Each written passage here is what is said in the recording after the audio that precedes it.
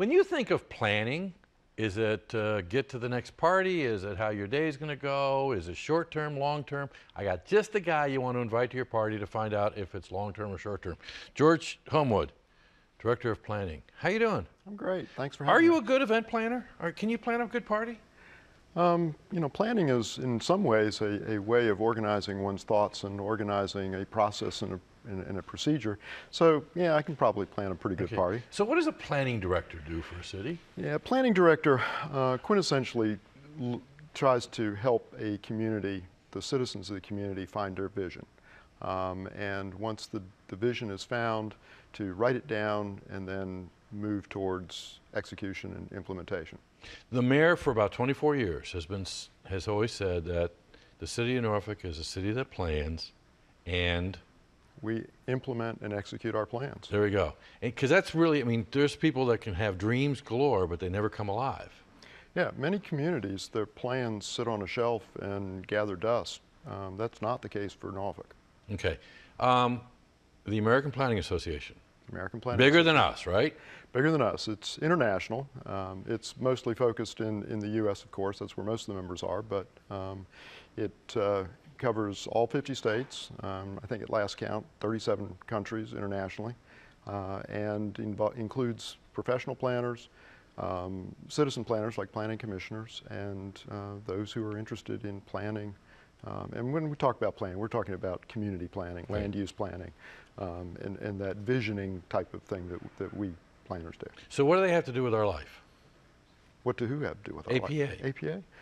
Nothing. You know, they support local planners. They support the planning profession in general. They offer research. They offer the opportunity to change the profession and move it in directions. But most importantly, they offer the opportunity to be recognized for the good things we do. Yeah. Now, last year we were in Freemason, hanging a plaque. 2 years ago. 2 years ago, hanging a plaque, and that was for Best Neighborhood? That's right, Great American Neighborhood. And now, a couple of weeks ago, we got another plaque. We sure did. What was that plaque? This is for Colley Avenue in Ghent, and the difference is that this one, instead of a bunch of old... Now be nice. Bunch of old guys sitting on a jury making decisions. This was done entirely by the citizens of Norfolk and our friends around the world. Okay, glowing words were put into an application that got us nominated, right? Correct. And your team did that? We did, yes. But did you ever, I heard a statistic the other day, something about multiplier of the most votes ever? Yes, and the enthusiasm, this is done as a social media campaign. So the votes are cast through an online website, and the communication is done by Twitter and Facebook. And the enthusiasm for Colley Avenue and the enthusiasm for the city of Norfolk was incredible. It's the best that they've ever seen. Now, we had our crack out field reporters out there covering the big unveiling. You want to see it? Sure. Let's take a peek and see what happened. I am just really, really impressed that the citizens of Norfolk, the residents of Ghent, and the entire area rallied and got the vote in to select Colley Avenue as the People's Choice Award for a Great American Place in 2015. Hey, you didn't have to hit many emails to get some really people that love Ghent and Colley Avenue. My only question on this is why it took APA and NPR so long to figure this out. This is a secret that we haven't kept. As far as being in the business community, it means a lot to us to be recognized, and I think it will draw more people into our area. I live and work within 3 blocks of here. It's a great honor, as we have 200 different businesses, property owners, philanthropists, and enthusiasts in Ghent that are part of the association.